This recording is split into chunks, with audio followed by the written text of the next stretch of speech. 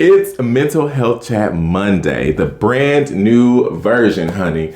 This is a series where we sit down with a brand new guest every week to discuss their journey with mental illness and mental wellness. Because here on Mental Health Chat Monday, our motto is turning mental illness into mental wellness. My name is DDare Bionic. Thank you so very much for tuning in today, wherever you're listening or watching. But you know me, you know about me. You know all my links are down below. I'm at DDare Bionic on everything. It's called branding. Look it up. But that's not why we're here today. Today, we are here to sit down with the very first family member I've had on the pod. My auntie is here in the house, hey. y'all. My auntie Robin is here. Hi. How are you? Oh, you know, I'm just Peachy King. Good. I'm loving it. I'm glad I'm here. I'm so glad.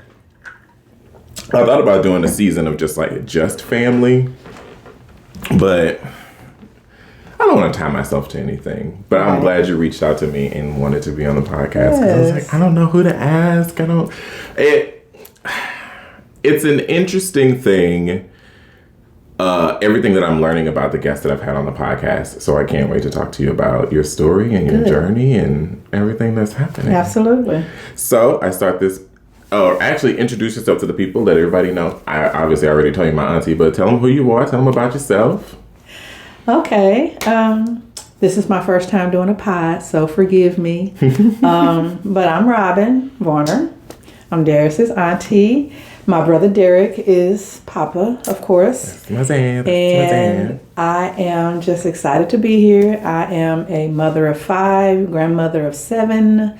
7? Yes, 7. One of them is my god grandbaby, but that's okay. But we take 7. Those too. Yes, we take them all. Let's see. What about me? Wow, it's a shame, y'all. I don't get to talk about me too much. Well, that's what this is about. Talk about yourself. I know, right? Wow. I am a writer. I am an author, an artist. I like to sing. I like to dance. I love family. Everything family, all things family. I'm over it. As I've gotten older, though, I can't really do amusement parks and stuff like I used to. But, man, back in the day, I would love to go to Six Flags, love to ride the different rides, different things of that nature. I can still do the face painting and do the, what do you call it, where you do the games on the side to win the little bears and animals and whatever. I'll still do all of that. And I just did my very first caricature out of Six Flags. I wish I had the picture, but it was amazing.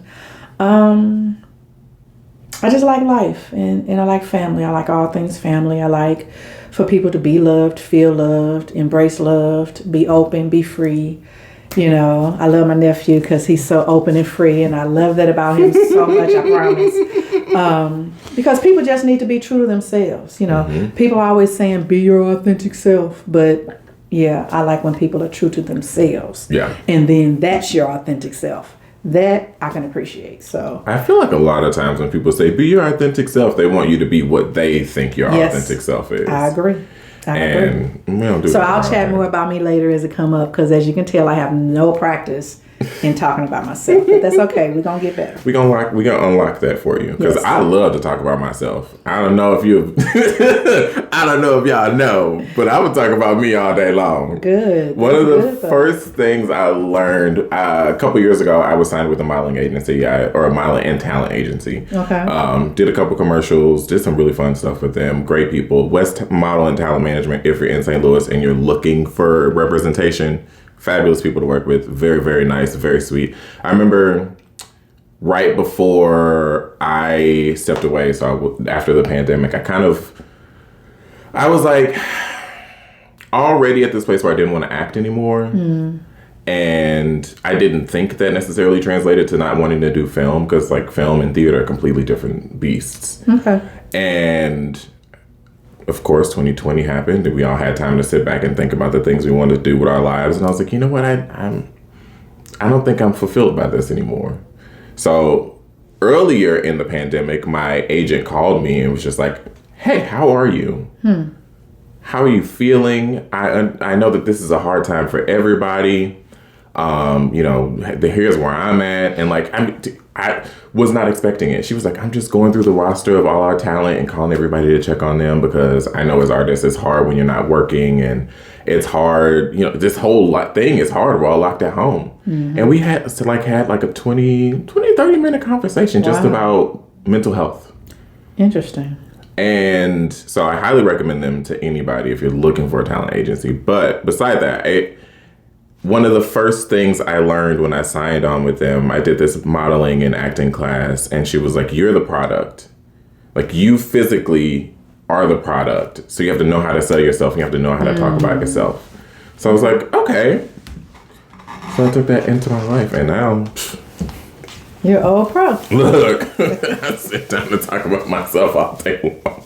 Too much sometimes. So I like to start every episode with the same question. Mental health check. Where are you? How's 2023 treating you? How are you today? Ooh, so 2023 is treating me a lot better than 2022. Love to hear that. I'm not where I want to be, so I'm a work in progress. But I'm definitely not in that dark place of 22. So today, I'm good.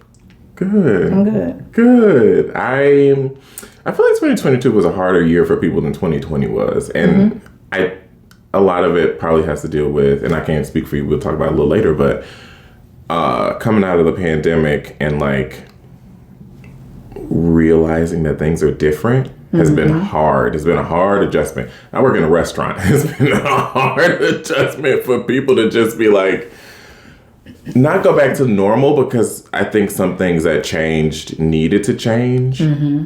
But I feel like the world wasn't ready to change with it. That would be true.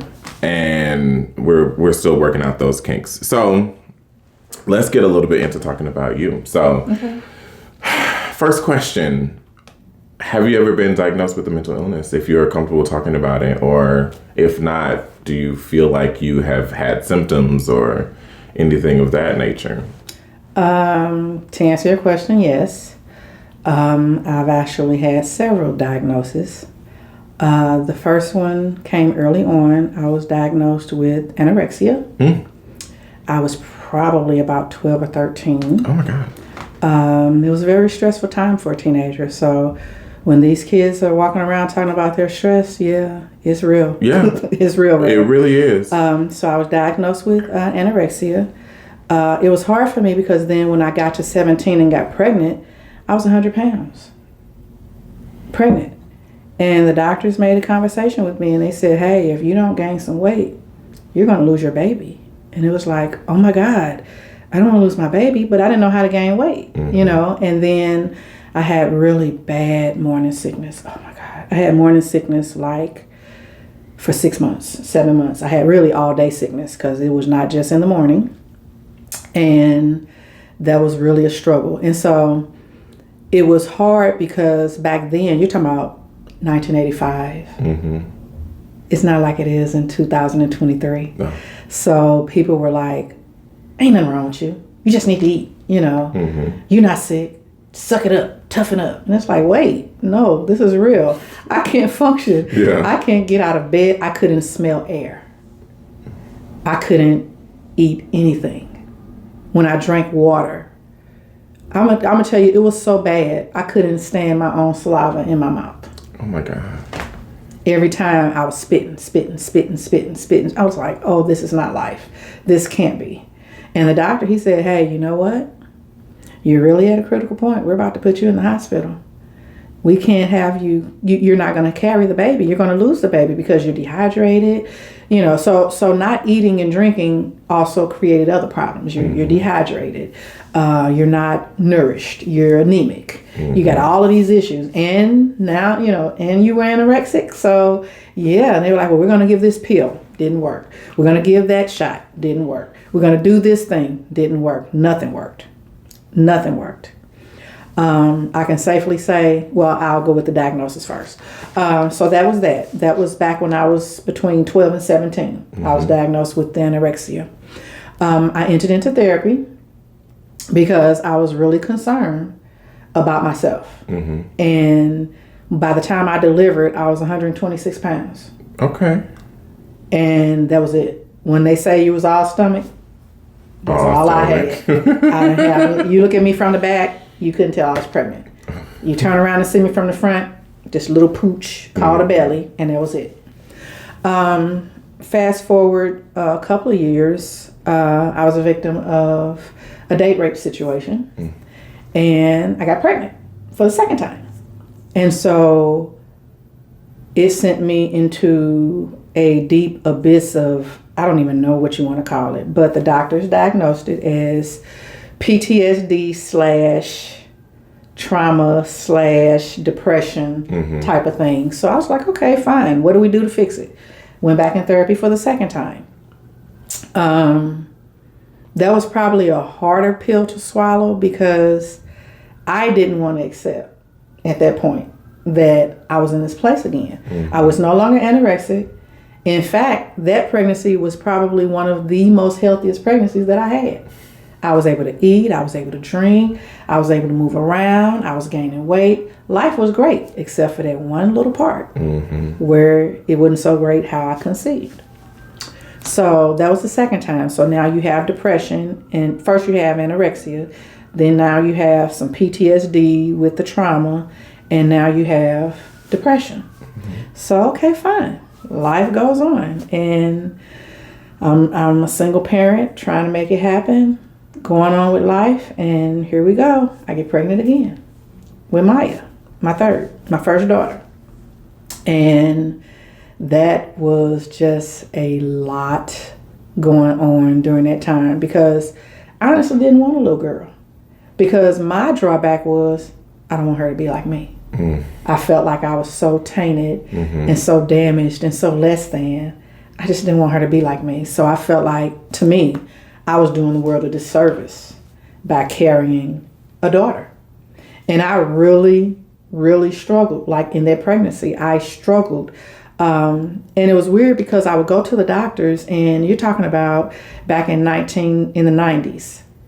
All they want to do is stick a pill down your throat. Okay, this pill's not helping me.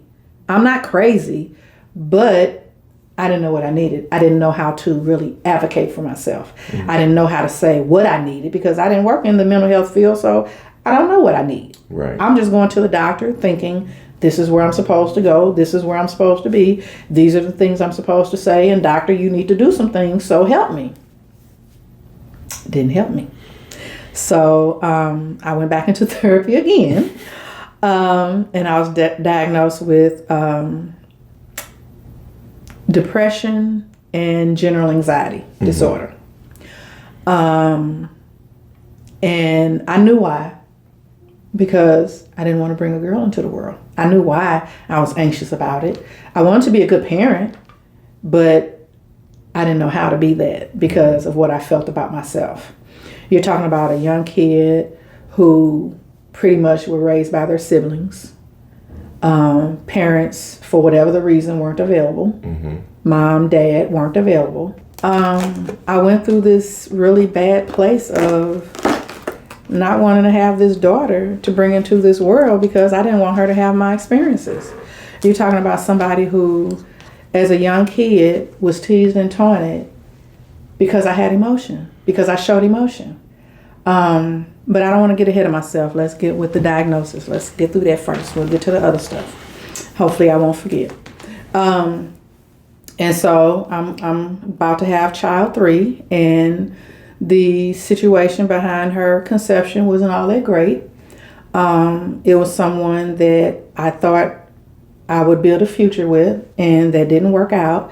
In fact, when they found out I was pregnant, they basically shunned me, like discarded me like I wasn't anything. And it was like, wow. And so, of course, for me, I went back into therapy because now I can't handle rejection very well because really, what are we doing? And so that's probably where my real frustration with therapy came in, probably around the 2000s, because I realized you're not helping me. And then it was like, well, you're not of my race. You don't look like me. So then I began to find someone who looked like me. Then it was, well, you're a man and I'm a female and I'm having female issues, and some of those issues are about men or from men. You're not helping me. So let me find a female Black therapist. And then get to that part, and it's like, back, you're talking about in the 2000s, it's not a lot of female Black therapists. I'm surprised you were able to find a Black male therapist. Yeah, I found a Black male one. that wasn't as hard as the black female. And so it was like, well, I'm on my own. And so around this time I started going back to school, and I was like, well, maybe I'll just go and take psychology as a major, help my community, give these young black females coming up something to look forward to. So anyway, got the reaffirmation of the general anxiety, the depression as my clinical diagnosis, and they started me on every kind of medicine. I kind of almost wish I had the list of medicine, not because I'm bragging about it, but just because of the over medication of mental health and mental wellness. Yeah. That part. I took so much medicine and it still didn't help. Yeah. At all. Like it didn't even scratch the surface. So fast forward, and now I'm pregnant with daughter number 2, child number 4, and I'm back in therapy again because then I'm with their dad and the situation again, not ideal, and now I'm feeling rage and violence now. So I go back into therapy, and I have they start throwing out these terms of defiance and obsessive compulsive and just all these things. To me, it just felt like they were grasping at straws. Yeah, they were just trying to find something else to medicate you about. Yeah. And so shortly after that, I ended up pregnant with my last daughter, and the trauma with that for me was I had to have an emergency C-section twice. Well, the first one was kind of planned, but it was still an emergency because I found out at the last minute she wasn't there the right way. And so they had to set an appointment to do the emergency C-section. The other one, I was supposed to have a vaginal birth after the first C-section and ended up having to have an emergency C-section. I'm talking about coding on the table. Ooh. I'm talking about, having an allergic reaction to the medicine because now you've over-medicated me. All these things now sets my mental health spiraling down again. The doctor says, hey, you can't get back on this table. You get on this table again, we can't guarantee you're going to get off. I said, well, I tell you what, go on and tie them tubes and do all of that. Sew it up. Sew it up. Take it all out if you can. Be good. And so after that, I went back into therapy again because I didn't believe in abortions. I didn't believe in female castration, as they call it. I didn't believe in tying my tubes. I felt like if I got pregnant, it was God's will, and that was the baby that was supposed to come. Let him come. I'm going to take care of him. But that was not what was to happen with my life. So anyway, fast forwarding, because I'm getting to the last diagnosis, fast forward 10 years or so, and I'm back in therapy again. And for me, life just wasn't adding up for me. And I was just seeking answers. I couldn't focus. I couldn't concentrate. My mind was running 1,000 miles a minute. I couldn't sleep at night. I couldn't turn my brain off. I was taking all kind of sleep aids, all kind of, I would call them mood altering psychotics, because that's what they basically were, to try to slow my mind down. And my mind was probably pretty much like, nope. Matter of fact, we gonna kick it into overdrive. So it was like my body fighting against all of this different medicine and all this stuff that was going on. So they said, well, your anxiety is a little bit more than general. And they start putting all these extra words and loops on the anxiety. And it's like, whatever, can you just give me something that works? That's all I care about. I'm not sleeping. I'm not this. I'm not that. That's all I care about. Give me something to work.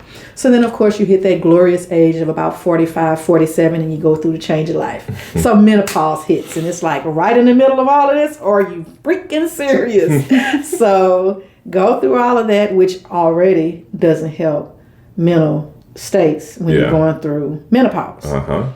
So now I'm hypersensitive. Now I'm self-conscious about how I look again. Now nothing I do is good enough. And it's like, Jesus, help me, Lord. Really, are we here again? Please. Yes, can I just get a place to breathe? So I'm a proponent of the doctor. So I went back to the doctor again. Here we are. This is what's going on. So this was maybe last year. So I'm all the way up to this last year. And I was at the doctor's again. Like, hey, mental health ain't doing it. what's going on, what's happening. I mean, y'all keep popping these pills. I'm just not understanding. I'm not getting any relief. So me and the doctor started having a conversation, and by the time we were done with this particular conversation, which was over about an hour, which was shocking for a doctor, he brought up a term called bipolar depression. Mm-hmm. Now, I had never heard of that. I'm like, well, what is that? I knew what bipolar was, but I didn't know what bipolar depression was. Mm-hmm. And so basically, bipolar depression is a form of depression that goes from one extreme to the other. You'll either be extremely happy, giddy, euphoric, over the top, mm-hmm. and then you crash. And now you're lower than low, bottomless pit in the abyss of God only knows what. Mm-hmm. So depressed you can't even pick your head up to go to the bathroom, let alone eat, let alone work, function, do anything else. I'm like, oh my God, are we serious?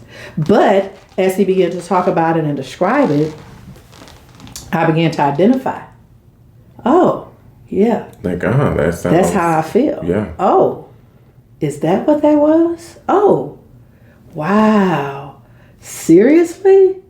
Yeah, let's go. What we gonna do? Because believe it or not, you're talking about 40 years or more of trying to figure out what it was. Yeah. And getting all these pieces of names, and pieces of it was true, just not all of it, to get to here. And, now we got a whole pie. Mm-hmm. Now we got a whole piece of a thing. What can we do? So they gave me this medication, and if I think about it long enough, I'm going to remember what it was. And life-changing. Like, oh my God. I was able to sleep at night. I'm talking about through the night. I wake up in the morning, and life was like, oh, this is what getting sleep feels like. Oh, this is what waking up not in a bad mood feels like. Oh, this is what wanting to get up and go to work and seize life, not just the day, seize life. Oh, this is what it looks like. Interesting. Till about 3 weeks. Then I started having reactions to the medicine. No. Oh, yes. Oh, yes. You didn't think this was going to be easy, did you? Oh, it never is. I started itching under my skin, the hives, the welts, the bruising. I was like, are you serious? I had no other adverse effect from the medicine. Everything that medication was supposed to do, it did. Mm-hmm. Until I started itching. And I couldn't take it no more. So after about maybe 6 months, I had to stop taking it. Because the itching, it was too much. All day, I'm scratching like I got fleas. I'm itching everywhere. You can't be in public scratching like that. Not like that. Mm-mm. Not like that. And people gonna be like, oh, what you got? Right. So anyway. So that was the last diagnosis that I got as of 2022. Now, I'm of the opinion, like I said, with everything that I've been through, with pieces, I'm really of the opinion that that diagnosis is probably more true to what I suffer than everything else combined. Yeah. So I am in the process of seeking out another psychiatrist / therapist, whatever, doctor, whatever, to try to see if there are other medicines similar to the one that I had that maybe don't have those effects. Maybe if it's a lower dose, maybe if it's a different, the way you take it, to just see if I can handle it in a different way. Because it really did help. Yeah. Like it really did. And so I was concerned when I had to abruptly stop taking it because I'm like, oh God, the downside versus the upside. But I didn't really have a lot of that. So I was grateful. It didn't make me feel medicated. When I took it, I couldn't tell that I took it until I was being peaceable with people around me. Then it was like, oh, I must be feeling good today. Oh, so those are my diagnoses over all those years, all those different pieces. So, yes, by very many doctors for very different reasons in various situations. But those are my diagnoses. So, y'all, this is all brand new news to me. Not news, but like, I'm trying to put the words together. My brain is not like wanting to put them together. At any point in this journey that you have been on, this journey to mental wellness, especially as Black people, we don't talk about it, like you say, toughen up, right. What you got to be upset about. At any point, did you feel supported by our family? Did you feel left out? Did you feel like, how was the world around you affecting also this pain that you were going through for all these years? So the funny thing about family, especially our family, but to answer your question, I tried to keep it from my family, our family, as much as I could. And I know that's largely because as a child growing up in our family, I was teased a lot, where it's traumatic. And no, I'm not going to tell you I'm having a mental crisis or a mental issue or a mental situation and then feel like you're going to tease me more. So no, I kept silent. So they didn't know. Some of my friends knew. My partners definitely knew because they probably got the brunt of it. And I'm sure my kids knew something, even if they couldn't identify what, because they also got the brunt of it. But no, they didn't. And so what I found as my coping mechanism is that I threw myself into my work. I worked. So if you didn't see me, I was at work. If you saw me, I was at church. If you saw me, I was at home. I didn't allow people to come by my house. I didn't engage. I didn't go to functions. No. Because I could not handle the triggers. And when you have someone as a child, you think, it's hard with this part, and I got to try to make sure I don't get emotional, because as kids, you have that natural teasing and taunting you get from your siblings. But when they don't understand how that triggers you and how that's trauma for you, and they tease you, they don't understand the magnitude of what that does to you. And so for me, it was like, I remember what you did when I was younger, and I'm traumatized and I'm triggered, so I can't talk to you. And they would try to, I love you, and come over and let's go. We don't have that kind of relationship. Because I'm already triggered. I'm already traumatized. Might have to do that as a different podcast by itself. Triggers and trauma, baby. It's going to be by itself, okay? But anyway, stay on track. I'm trying to stay focused. But to answer your question, no, I did not bring any of my family into it because I felt like they were the source of part of what I was feeling. And so anybody who was the source didn't get to have access.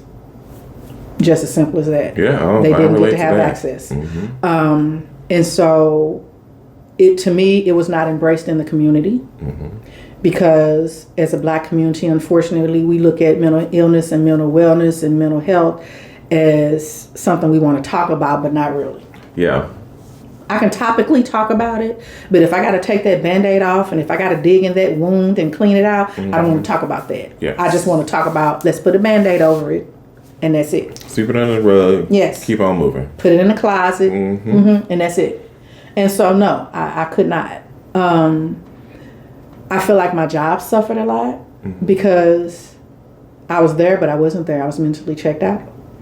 And sometimes I was over the top checked out. Sometimes I was under the bottom checked out. Now, what's funny is I got up and went to work every day. I performed every day. I got excellent reviews because I'm a low-key obsessive compulsive person. I'm bound and determined to do what's right. You're not going to tell me I did a bad job. If anything, you're going to tell me I did a great, phenomenal job. You're not going to tell me I did anything badly. But that was me overcompensating for that lack. I could never just be me. I always had to be above and beyond. I always had to be somebody else. I felt like almost. I had to be somebody else. Don't know who she is, but she wasn't me. So to me, the community did not embrace it as they should have. And that was one of the reasons why I did really want to come and do this podcast with you today, because I wanted to give it from an older person's perspective to let the younger folks understand and know you're not alone. It's real. If we ever really want to talk about it, yeah, it's real. And you guys have way much more resources and avenues than we had. We had to suck it up. Yeah. We had to not talk about it. We had to hide it. Whereas you guys don't have to. You know, they got those wonderful little catchphrases. I'm going to take a mental health day. I'm going to, you know, I'm not feeling it today. I'm just going to, you know, defragment, and I'm just going to, you know, close myself off. Yeah, we couldn't do that coming up. What you mean? You better get up and go to school. You don't let your school call me and tell me you're not at school, and your grades surely bet not fall. You know, those were the threats that mom gave from the top. Don't you dare come in here with no bad grades. Don't you let the school call me and tell me you're not doing anything. But nobody ever asked, how are you doing? Are you okay? Are you all right? We won't even get into a lot of the mental health issues even came from within the family. And I'm going to touch this, and then I'm going to get off of it because I want to stay on track with what we're talking about. But when you have, I don't have a nice way to say it, so forgive me if I say this poorly, but when you have incest and people who are supposed to be trusted family violating that trust, it only perpetuates what's already there. Yeah. It only makes the depression worse, and it makes the anxiety worse. And it makes the dealing with things worse because now this is uncle, this is stepbrother, this is cousin. And now I can't trust myself around any of the men in my family. And this is supposed to be my family. And this is supposed to be my blood. Not just my family, I'm talking about my blood. You supposed to be ride or die for me. And you're the reason I'm in the shape that I'm in. And then to go to people, those mothers, those quote unquote trusted family members, and tell them of these violations, and they don't believe you. Are you sure that's what happened? Are you sure you didn't do, and you didn't say, and you didn't? And it's like, really? Okay. I'm 10, I'm 5, I'm 12. Are you kidding me? I'm fighting for my life, and now I have to fight for you to believe me? No. I didn't. That was one of the main reasons why I did not go around my family, and to this day still won't, and don't take my kids around them either. If they choose to and they're older, feel free. But for me, no, I'm not volunteering that. Yeah. There's this thing in the Black community where we are almost required to put our family above everything else and anybody else, no matter what they do to us. And I think us as the younger generation will not accept that anymore. That's why you hear things like no contact. I went no contact with so-and-so. Yeah. Because you hurt me, and I'm honored to have you here today to say everything that you're saying right now, because y'all didn't get the choice. Truly, and I think that's something that we as a younger generation need to understand as well, is that you didn't have a choice in not being good, like not being okay.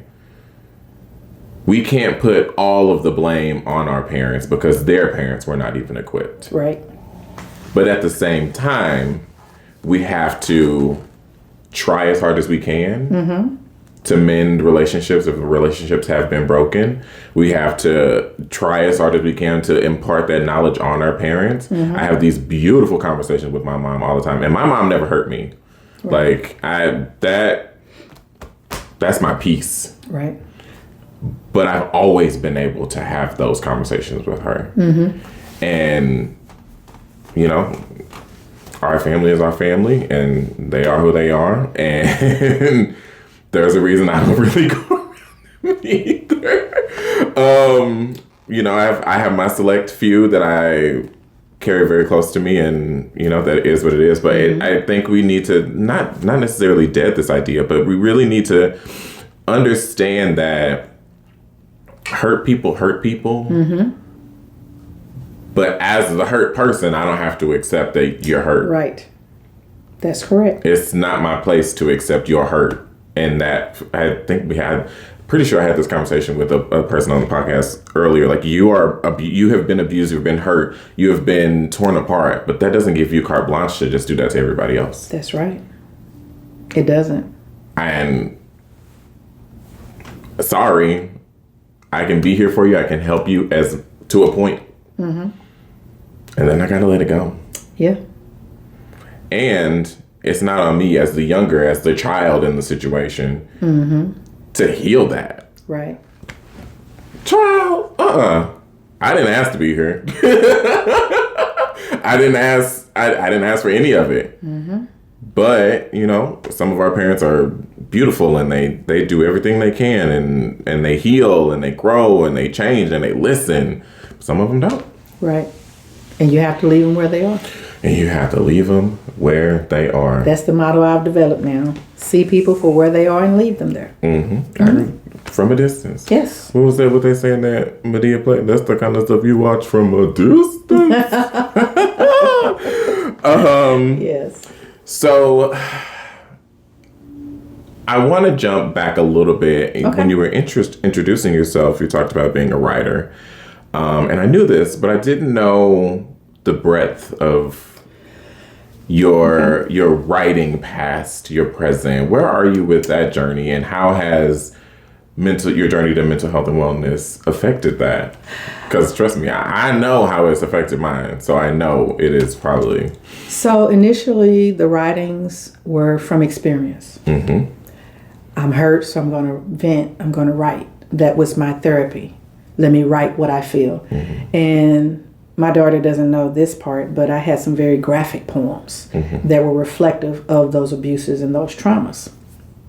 As I got older, I realized you can't really say what you really want to say, because maybe it's not politically correct. Maybe it will hurt somebody's feelings. Maybe it will do something that you don't want it to do because you want it to help. And so the changing in the writing became very notable for me. And I'm supposed to be writing books, and I'm not very disciplined in that right now. And I laugh because I can see Maya either smiling or I feel her energy because I already know. Mm-hmm. But the one book was supposed to be an inspirational tale of no matter what you've been through in life, you get to write your story. Not somebody else writes your story for you. The second book, because it was 3. The second book, and I don't know if I can say it on the podcast. I will, but you can delete it if it's inappropriate. Oh, no. It's no such thing as inappropriate here on the Mental Health Chat Monday podcast. But the name of the book that is the most dearest to me is The Life and Times of a Young Black Woman in an Ongoing Shitstorm. Because that's what I felt like my life was. Mm-hmm. It wasn't just because it was shitty. It was a storm. And that meant high winds. That meant hail. That meant rain, snow, hurricane, tornado, lightning, thunder, whatever. That was it. And that book was just really kind of an auto vibe of just saying, these are the things that happened to me. Mm-hmm. But not just what happened to me, but this is how I overcame it. Yeah. Not really to inspire, but just to say, if you've been through something like this, just know you can do something else. It doesn't have to be the end for you. Mm-hmm. Wasn't very inspirational, I don't think. It wasn't very churchy, I don't feel. It was just very raw. Mm-hmm. And that's the one that I love so much because I like being raw. And I understand you have to do stuff to help people's feelings, but I want it to be raw. Yeah. Let's be for real, And so the inspirational one, because I wrote several newsletters for a couple of churches that I was a member of, and I liked that inspirational writing. And so I did want to inspire. Mm-hmm. So even if the the raw book didn't have a lot of inspiration. I wanted just an inspirational book for people to be able to pick up and say, I'm having a bad day. Let's go flip to things that address having a bad day. Oh, okay. And know that these are real life, real time experiences, not just something somebody made up that sounded good, but something that was reflective of an experience somebody really had. And hey, it might match mine. That part. And then the other one was more on an adult themed vibe. And so it was because in all those years, you know, you have to understand as a person who is sexually active, you create and ingest a lot of experiences from those traumas, unfortunately. They begin to mix and you begin to do all kind of stuff. People, they would call it, back in my day, kinky or freaky. I don't know what they call it now. But it's still called kinky. Okay. So this was like where the ladies say make you want to clutch your pearls. You know, that's, yeah, it was all that. Yeah. And so it was just really, to be honest, it was just expression. It was just to get it out of my mind, get it out of my head, get it off my chest, get it out of my heart so that I could breathe. Because I felt like as long as I held it in, I couldn't breathe. Yeah. I bought a laptop. I bought notebooks. Got ready to start writing. And the mind went blank. And all those thoughts and experiences couldn't come back to mind. So I said, well, maybe it's just not time to write it yet. Because typically as a writer, you can...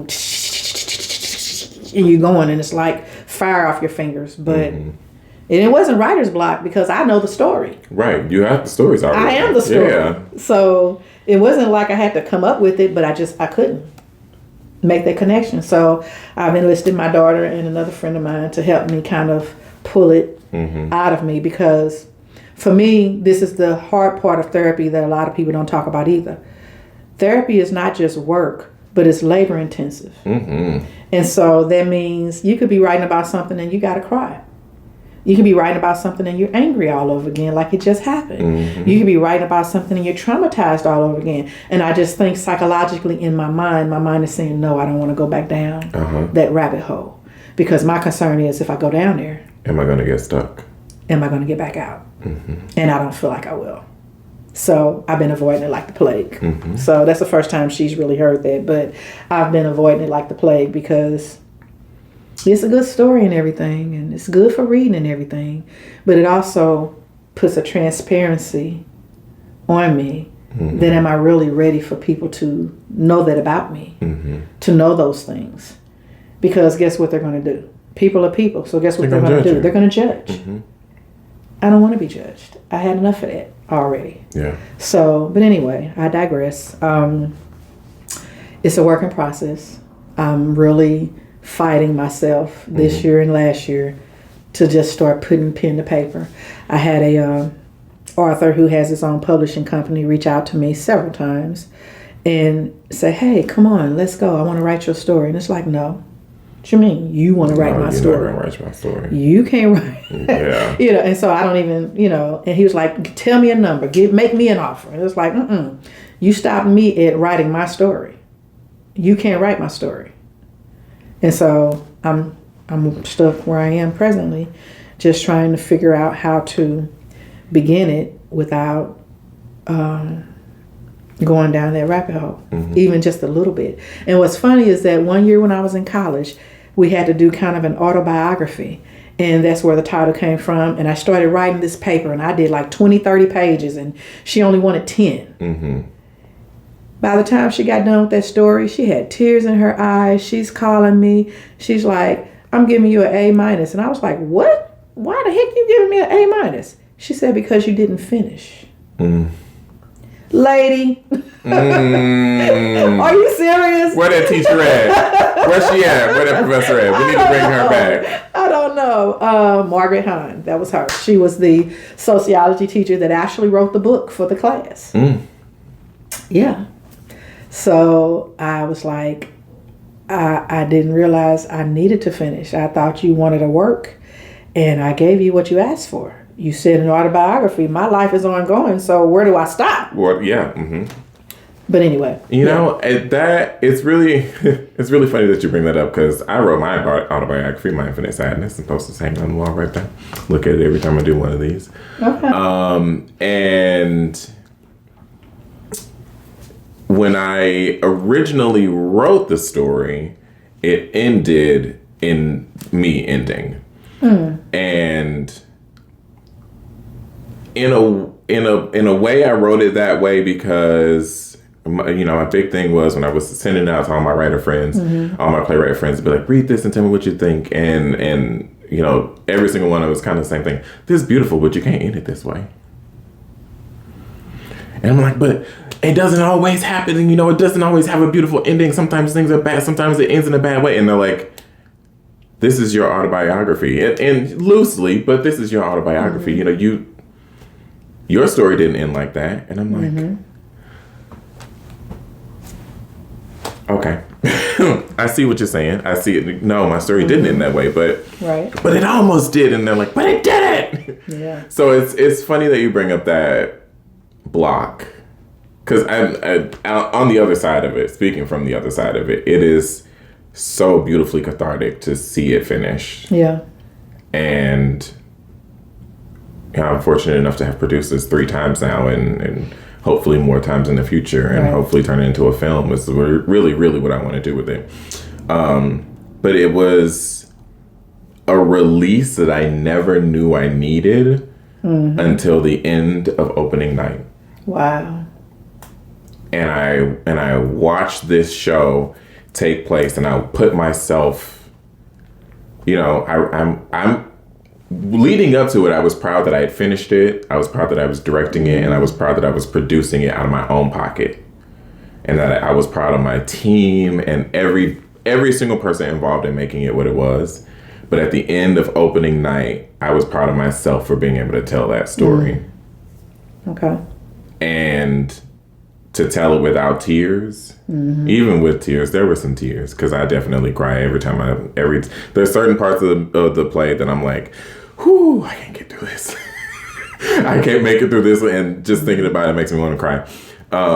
Happy tears, but it truly and honestly, I can tell you right now, Auntie, once you finish that book, whichever one comes first, will be such a release. And so magical in so many ways that you don't even expect yet. I believe it. And I'm still, you know, I still desire to write it. So, yeah. Well, I want to be the first person to read it when it comes out. I want to read the first draft. All right. I'm putting you on task to make sure it happens. My cousin Maya is here. Hi, cousin. Listen, I have too much to say about this. We'll have to get you on the pod next time. Right. Not now. So, I forgot what I was about to say. You talked about therapy and how helpful and not helpful therapy was at the same time. Can you talk to me a little bit more about your experience with therapy? How we always looked at therapy as a tool, and everybody always talks so highly of therapy, but I know that it doesn't work for everybody. So talk to me a little bit about your experiences. So the first therapist that I went to, who shall remain nameless, decided to take advantage of me in my state. And we had an inappropriate relationship for a very long time. That speaks for itself. The other therapists that I went to, I just felt they were, because they weren't like me, it was oh, I'm sorry that happened to you, but that's not reality. Whose reality? Mine's or yours? Because we 2 different skin colors. We have 2 different experiences. Are you serious right now? Then another therapist told me, I can't help you. I can't help you. You got too much going on. I can't help you. And I'm sitting there like, for real? Did you seriously tell me that? Yes, you definitely have a lot of PTSD and trauma issues. You need a different kind of therapist other than me. Like literally got up, opened the door and said, have a nice day. And I was sitting there like, what? I said, I'll never go back. And I never did. I never did. I never trusted the process after that. I saw a psychiatrist once, and white man, stoic, stiff, writing down singly everything that I said. Here's a prescription for some medication. See you in 3 months. Oh, that's what we do? Like, that was the vibe of everybody. It was like, let me hear you talk, but when you're done, thank you for sharing, we're done. No tools, no, this is how you come back, no, this is how you address it, no, this is the direction we need to go now. No. And I had a couple of them say something like, oh, journal, all right. Lady, I'm a writer by trade. Really? Do you want to see some of the things I've written? Write it and then what? Because that was me. And then what? When I'm done writing, now what? And the feelings are still here. Now what? Because writing that's not therapy for me. Because I'm a solution-driven person. You can't just tell me something and don't give me an opportunity to create a solution. Because if you tell me the door is open, I'm going to get up and close it. That's the solution. Right. The light's on. I'm going to get up and turn the light off. That's the solution. So if I tell you I'm hurting, what's the solution? Confront the person that hurt you. Yeah, okay. That didn't do too good for them either. And then what? Now I'm angry. Now I'm in that place all over again. Now I'm hurting. I'm mad. I'm angry. I'm ready to. I never wanted to hurt myself, and I thank God for that. Because people talk about people being depressed and how suicidal they are. Oh my God, I was never suicidal. Always homicidal. Always. Never wanted to kill myself. Definitely wanted to murk a few people. Okay. And so that made me wonder, well, is it truly depression? Because, I'm thinking because I wasn't suicidal, that somehow it was not depression. Not understanding. Because see, then when you start talking about hurting yourself, then people want to put you in hospitals and, take your kids. And I never felt suicidal. I always wanted to hurt the people that hurt me. Yeah. Physically. I wanted to physically hurt you because you mentally or emotionally hurt me. Always. Can't do that and stay out of jail. And my kids will even tell you, orange is the new black. I will rock that jumpsuit, baby, with a smile on my face. Because that's just how serious I was about it. But again, do all of that and then what? And then what? What's going to come after this? What's going to come when it's all over said and done? That's where my frustration was with the mental health community, the doctors, the therapists, the psychiatrists, and I began to advocate for myself. If you're not going to give me what I need, then I don't want to come to you anymore. Not you dismiss me, I dismiss you because you're not giving me what I need. Every time I would go to the kids' pediatrician, oh, have you talked to anybody? Sir, I'm tired of talking. I need somebody who's going to do something. Yeah. I need to do more than write something in a book, connect dots of a picture, all this stuff that was so disconnected. It didn't help. It just didn't help. It just didn't. So, frustrating. I went to school. I had about 2.5 years worth of background in psychology. And right when I was ready to do the practicum to get the degree, I didn't feel like going anymore. Life happened. I had kids. I had a house to take care of, had responsibilities. I didn't have time to deal with school. So I moved past it. But I feel like at least to today, I have yet to find a therapist, a doctor, a clinical social worker, whatever the terms they call themselves. I have yet to find one that gets me beyond what happens after I share my feelings with you and where I am and what I'm experiencing, what happens next. everybody stops right there. And I don't get to go any further. So that's where I'm stuck at. Mm-hmm. That's that threshold that like just got to cross. Yep.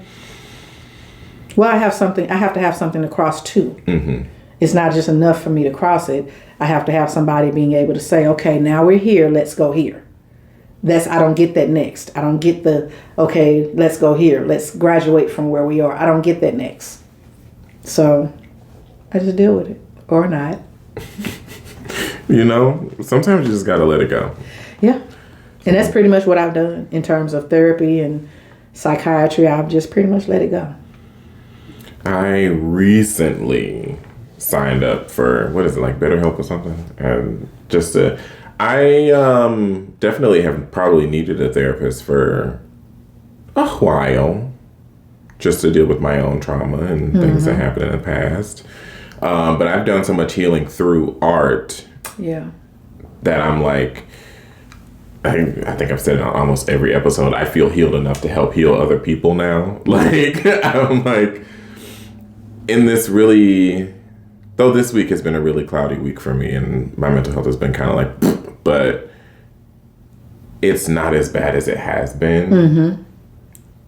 And, that's kind of the magic of being mentally ill and journeying to mental wellness is like, what the worst looks like. Yeah. So it's like, this week has been bad. Like, I've had a pretty bad week, but it's not the worst. Right. And I don't know. I guess I want to talk to somebody objective, somebody outside the bounds of my life to be like, here's where I'm at. Mm-hmm. Where do I go from here? Yeah. Why can't I drive a car? What's happening? Right. That's really where I am right now. Like, what's going on? Why can't I do this? Mm-hmm. I know why, but unlocking more of that. Right. So we talked also a little bit about medication earlier, and I almost don't even feel like I need to because you've kind of already told me. But you did talk a little bit about over-medication, which is something nobody has mentioned. Yes. Your training in psychology, how did that help you decide, like not necessarily decide, but realize what was over-medicating and what was maybe under-medicating? For me, the schooling helped in the sense of it got me to a point of realizing I'm taking all this medicine and I'm not better. Mm-hmm. I'm taking all this medicine and I'm actually worse. Mm-hmm. That was the trigger for me. When you take a medicine that's supposed to help you sleep and it takes away the little sleep that you was getting, red flag. Mm-hmm. When you take a medicine that's supposed to help you eat, for example, and yet you realize I haven't eaten in 2 days, that's worse. Mm-hmm. So just paying attention to those clues. And, I tell my girls this all the time. Know yourself. Know your body. Mm-hmm. Know what's right for you. Know what your normal looks like. Because nobody else is going to be able to tell you what your normal looks like because they're not your body. Right. So when I begin to realize this isn't normal.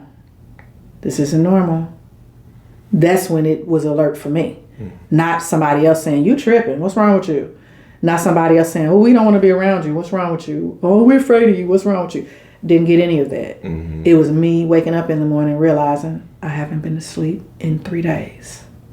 I haven't been to sleep in 7 days. I haven't been to sleep in 10 days. I need to call somebody because this isn't normal. Yeah. And now I'm, because I haven't had sleep. Right. And my body is about to shut down. Mm-hmm. So that was that place for me. And I feel like, with all of the things that I learned in school, just being in tune with myself. Because, psychology is really just the study of human behavior. Mm-hmm. So it's not some big, elaborate, fantastical term with a bunch of words you can hardly pronounce. It's just the study of human behavior. So basically, I studied my own behavior and realized you're not behaving appropriately. You're not behaving right. That's not normal. You need to alert somebody that this is what's happening and why. And when I would tell them, they're looking at me, they're like, I've had them several times. Are you a nurse? Do you work in the medical field? I was like, no. And they're looking at me like, you lying because you know too much. No, I pay attention to me. I wasn't necessarily paying attention to everybody else. Mm-hmm. Although I am a trained observer, I was paying attention to me. Yeah. And I realized, like I said, when I wasn't eating, when I wasn't sleeping, when I was snapping off, when I wasn't focused, when I wasn't driven, that's when I realized something ain't right. It's not my sense of normal. And that's when it made me feel like I needed to reach out. And especially if I was taking medicine, and you're taking the medicine 2, 3, 4 weeks, 2, 3, 4 months. No, this ain't working. Mm-hmm. And every time I would go back, the doctor's like, well, what do you mean it ain't working? It ain't working. What do you mean? What do I mean? You told me this is what it was supposed to do, and it's not doing this. I would take like controlled substances to help me sleep, and would be sitting up like this. It's like, oh, it's supposed to help me sleep. I'm not even sleepy. Which is scary. Mm-hmm. But it's just like, at least when I wasn't taking it, I was nodding off an hour or two here and there. Now I'm sitting up looking at the walls. Watch your paint dry. Yeah. And the paint already dry. Yeah. Get up, I'd wash dishes, I'd cook, I'd clean, I'd watch TV, I'd listen to biblical preaching and sermons, and oh my God, I would write all kinds of things and still be sitting up going. And I said, well, maybe I take 2 of them, that'll do it. Maybe I take 3 of them, that'll do it. Maybe I take 4 of them and that'll do it. Never did it. So I was like, well, this is pointless. I don't want to take medicine. This is not going to help. So I stopped taking it. And the doctor, oh, you shouldn't stop taking it. It's going to give you all these side effects. It wasn't even giving me the regular effects. So I think I'll be okay. No side effects. It's going to make your weight gain. Didn't gain a pound. It's going to make you lose weight. Didn't lose a pound. It's going to throw your appetite off. Appetite not thrown off. Okay. And here we are. So I feel like with the psychology and it telling you how things are supposed to be and the way the mind works and the id and the super id and the ego and the sociology and all of those things going together, I begin to develop this picture of, okay, this is what it's supposed to be and this is what it is. Now we know what's wrong. Let's try to make it right. Mm-hmm. Never got there. Do you feel like you're getting closer to there? The only thing I feel close to is identifying what it is that's wrong. Mm-hmm. So, like I said, from being diagnosed with anorexia and having depression and generalized anxiety, those were the beginnings to where I'm at now, where it's more of bipolar depression being the ending. Yeah, I feel like that's more true of what it is, but it took years to get there. Right. It wasn't an immediate upfront diagnosis. And maybe they didn't know about it then. Who knows? Mm-hmm. But it took time to get there. So with that diagnosis part, sure, absolutely. But with the cure or the treatment or the process to better, no, absolutely not. Well, you just got the diagnosis last year, right? Yeah, just last year. So it's the whole beginning of the process all over again. Yeah. And hearing your story is it is making me think of beginning after beginning after beginning after beginning after beginning after beginning, and it's like, all right, you can only begin so many times. Like we gotta, before you're tired of beginning. Yeah. And then people say, why don't you do this? And where's your effort? And why don't you do that? I'm tired of trying. I'm tired of it. It's like a hamster on the wheel, the gerbil on the little wheel. Yeah. It's just going and going and going, but you're not going anywhere. Yeah. Well, I hope that this diagnosis leads to the treatment that leads to the journey so that you're not beginning anymore. Yeah, me too. Me too. So we're going to round things out. Here on Mental Health Chat Monday, we have a motto, and it's turning mental illness into mental wellness. Mm-hmm. I know you're at the start of your journey, but what does the end of your journey look like? What does mental wellness look like to you? Mental wellness looks like to me just accepting me for who I am. It's probably a big dose of acceptance because I've spent a lot of time, a lot of years just not being accepted. It wasn't even that it was that I was unlikable. I just wasn't accepted. And so for me, it's accepting myself, whatever that looks like. If I'm mean, let's accept it. If I'm off the deep end, let's accept it. If I'm a hard pill to swallow, choke. and let's accept it. Choke. Yes. I'm just saying, let's just accept it, because I can only be who I am. I can't be who you want me to be. I can only be who I am. And so probably, like I said, a large dose of it for me will be acceptance. The other part would be to be kind to myself in that acceptance, to love myself, flaws and all, unapologetically, without permission. I accept that. And that's my truth now. Actually, I'm a certain type of way and I accept it. And it's who I am and I accept it. And I realize some people won't be on this journey with me because they can't accept it, and that's okay. Stay over there because I'm good over here. Right. And so loving on me, definitely, I can't say it enough, loving on me, because I sought out that love so much from everybody else. So much expecting mama to do it, daddy to do it, sister, brother, cousin, uncle, aunt, niece, kids, partner. Starts right here. If I can't love me, how can I expect anybody else to? Like, for real. Yeah, truly. I have been in a relationship now for 4 years, almost 5 years, something like that. And all the way up until then, I was like, I can't even give myself to myself. How am I going to give myself to somebody else? And it wasn't until I really did step back and be like, look, this is where I'm at. This is who I am. And I love this person unconditionally.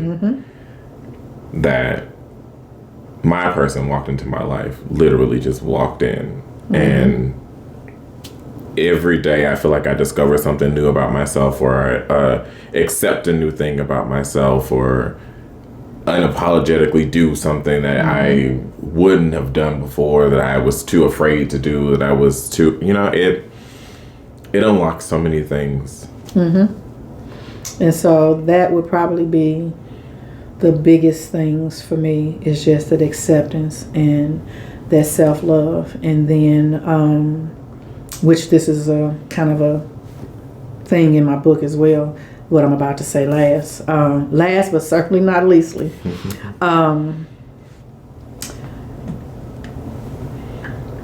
Everybody goes through life and have a bad time. Like, you can't live in this world and not. The difference is what you choose to do with it. And so what I choose to deal with it is not to be a product of my environment, to not be the result of what I experienced. I choose to do more. So that's why I choose to give back. I choose to help people who are like-minded, or who I feel like have those traits of things that I went through. And that's why I go and I encourage them, and I try to be a source of empowerment for them to be a better version of themselves now, not in the future, but right now, to love themselves, to respect themselves, to admire themselves, to, have consideration for themselves, to be true to themselves. But even if they don't know, that it's okay that you don't know. It's okay that you're struggling. It's okay to not be okay. All of those things, to just put it in a nutshell, to say to anybody who would for 5 seconds listen, you don't have to be the product of the environment or the situation in which you experienced or was raised that caused you to be in the place where you are. You just don't have to be. You just don't have to be. And I feel like people don't hear that enough, because people are so busy saying, you're broke, fix it. You're down, get up. You're off, get on. Instead of, this is where I'm at. Yeah. Pull yourself up by your bootstraps. Yeah. Well, you ain't give me no boots, so how am I pull myself up I don't by even my know what bootstraps? bootstrap is. What are you talking about? I don't know what that is. Let me get some boots first. Yeah. Yeah.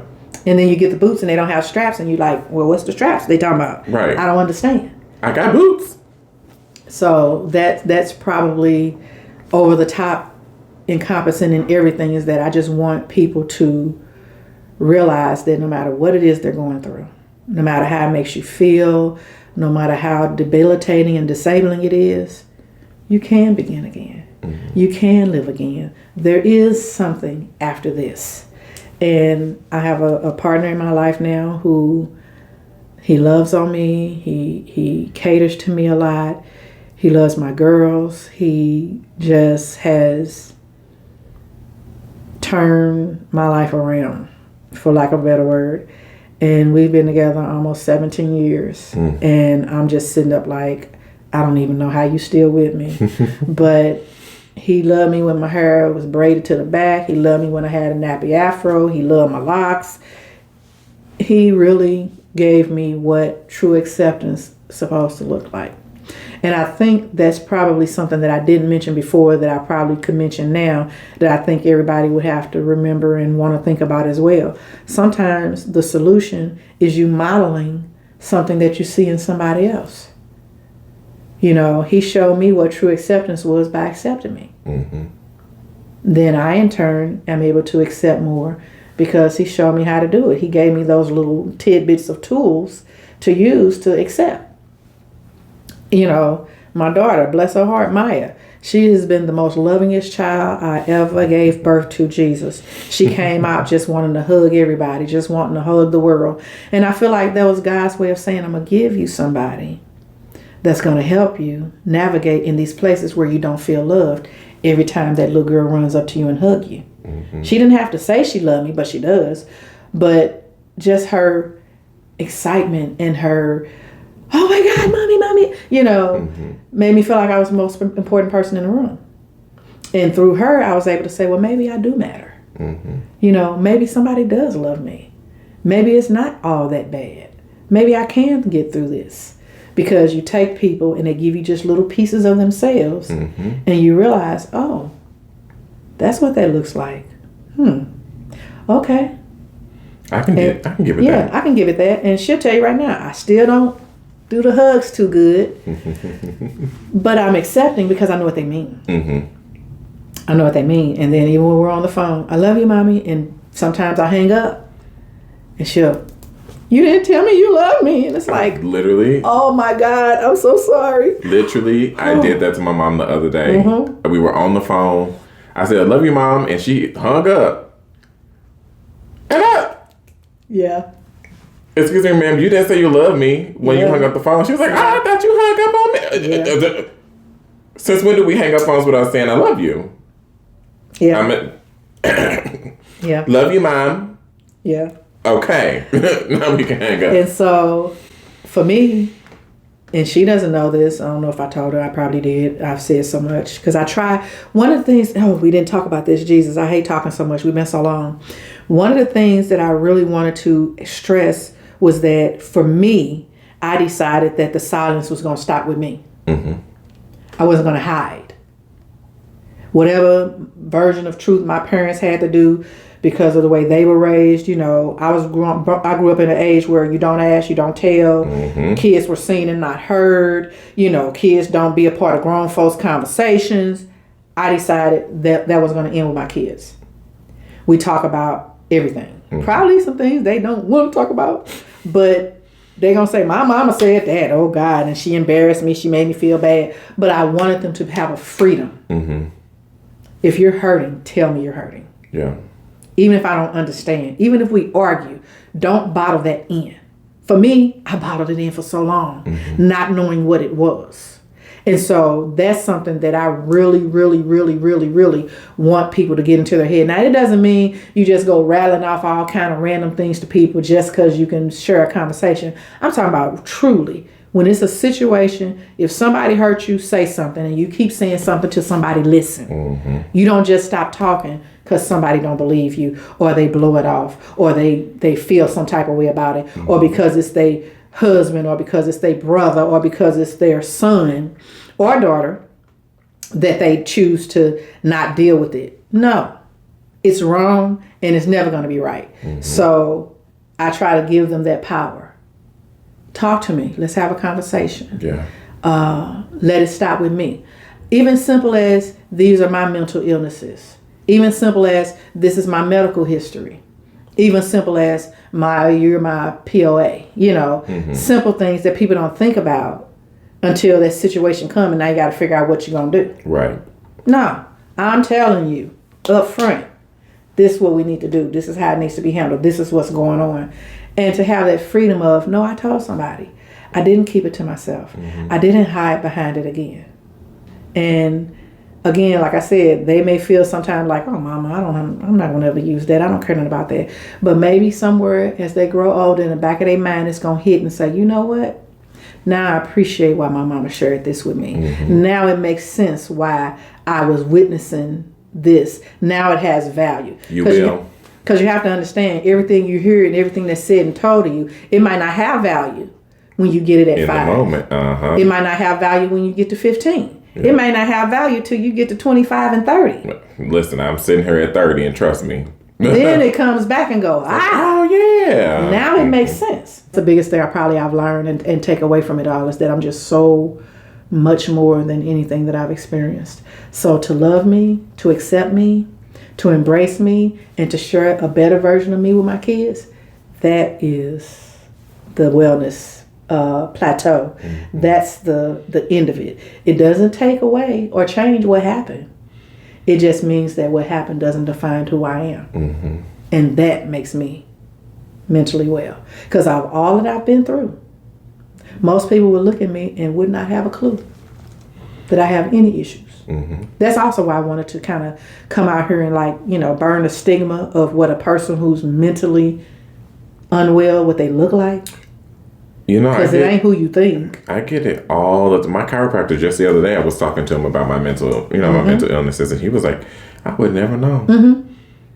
And so that's the to me, burning the stigma in our community, because what does mental health look like? Whatever happened to me doesn't define me, and I'm able to really embrace and enjoy life with my kids, with my partner, and create our happily ever after, whatever that looks like. So now I'm able to be around family and travel and buy things for my girls and just do different things and do it with a smile on my face and with no sense of obligation or no terror or thought of anything that came from the past. And life is grand. I mean, it ain't as well as it could be, but it sure ain't what it was. Yeah. I just had to receive that for a minute. Okay. Last thing, give the allies that are watching this, the people who may not have been diagnosed, who may not feel like they have a mental illness, give them a piece of advice. How can they be in our corner? So my biggest, and I'm talking straight to the phone this time. The biggest advice I can give you: trust yourself. You know what you know. You feel what you feel. What happened, happened. It did what it did. Trust what you know. Don't let nobody tell you nothing different. But when you go through all that trusting and knowing, be wise enough to get help for yourself. I'm older. I'm 55. Just celebrated my 55th birthday. And back when I was growing up, we didn't have all the resources available that we have now. I'm sure there are much better resources out there now. And I'm just saying, seek them. Be an advocate for yourself. How about that? Instead of waiting for somebody else to advocate for you, advocate for yourself and what you need. Because guess what? You're the best person that knows. Nobody else knows what you need. Nobody else knows what you've been through. Nobody else knows the level in which it impacted you. So when you go through all that you know and all that you do, get the help that you need, whatever that looks like. If it's therapy, if it's psychiatry, if it's medication, if it's group therapy, if it's talking to a pastor or a trusted friend, whatever that looks like for you. And here's my teacher hat for 5 seconds. There are no wrong answers. Do what works for you. My daughter, bless her heart, she likes to read a book. She likes to read all kind of books. If that's your vibe, read. If writing is your vibe, write. If singing is your vibe, sing. I usually call those things your weapons. Use your weapons. If that's your weapon, use it. Don't just sit on it because you don't understand something. Tell the doctor, I don't understand. One final thing for any partners, any of our loved ones, any of our people in our corner, how can they be there for us? Listen, listen, and listen. Don't say nothing. Just listen. And I know that's hard, especially for some of us older folk. Just listen. If your kids say, Mom, I'm tired, baby, come talk to me. Why are you tired? And just listen. You'll be surprised. But I used to have a saying that says, it's amazing what you find out when you just pay attention. If you're living around that loved one, you see when they're moving different. Mm-hmm. You know when something's off. Mm-hmm. You know when they're not talking as much, when they're sleeping poorly. The way my house is set up, I know when everybody go to the bathroom. I know when everybody go and open up the refrigerator. I hear it. I feel it. I sense it. Yeah. I would say listen. Listen. Listen. And if you don't know, it's okay. Say I don't know. But also offer a solution. If you don't know, say I don't know, but I'm going to try to find a solution for the both of us. And probably understanding that some of us older parents are really disconnected from the mental health issues and struggles of the younger people because we were born in two different times. And so mental health in 1985 don't look like mental health in 2023. So don't expect the same result. Don't expect it to manifest and be able to be helped the same way. You have to try what you can, don't get me wrong, but it's two different things. It can't be lumped all the same. Every mother's not the same. Every child is not the same. So why would you lump the care of something like mental illness the same? You can't. Thank you. Beautiful. Really, truly, my last question is, how did it feel to talk about yourself today? Scary. Because some of those things I shared, I never shared out loud in public to anybody. So there's a fear because now, as they say, the cat is out the bag. So you can't put the cat back in the bag. And there are going to be some family that see this, and there are going to be questions, and that's okay. You can have all the questions you want in the world, just respectfully. I may not choose to answer you. So it's okay all the way around. But I feel, I feel like it was something that needed to be said, though, even in that fear.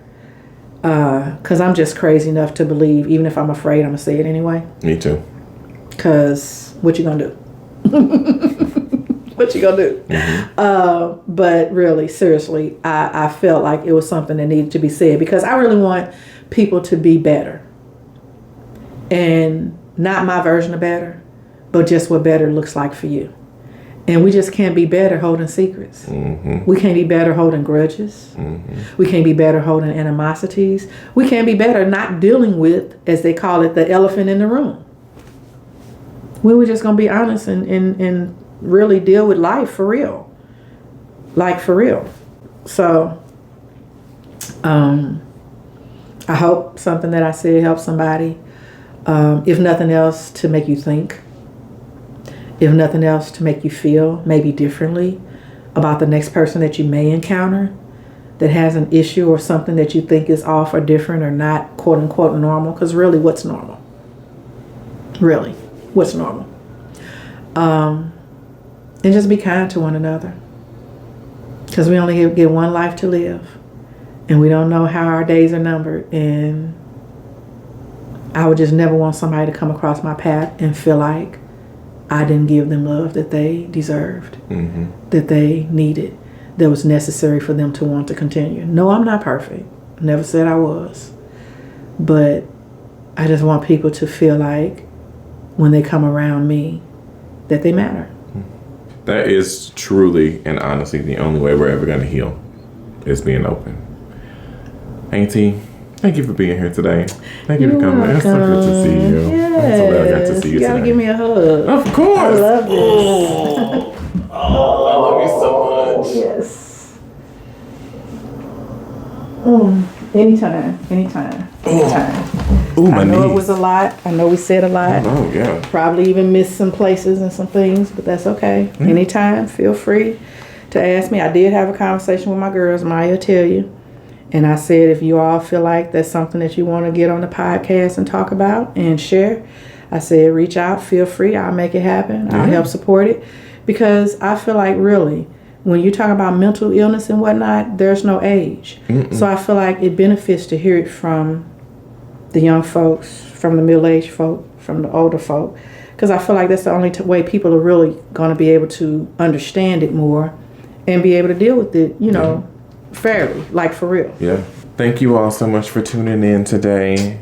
I will see you all next week. Next week is the very last episode of season 1, and then we're moving on to season 2. So, oh wow! Yeah, oh my goodness. Again, thank you for being here. Thank y'all for tuning in. Once again, my name is DDare Bionic. You know me. You know where I am. At DDare Bionic on everything. I'm linked all down below. It's called branding. Look it up. And I will see you all next week. Bye. Bye.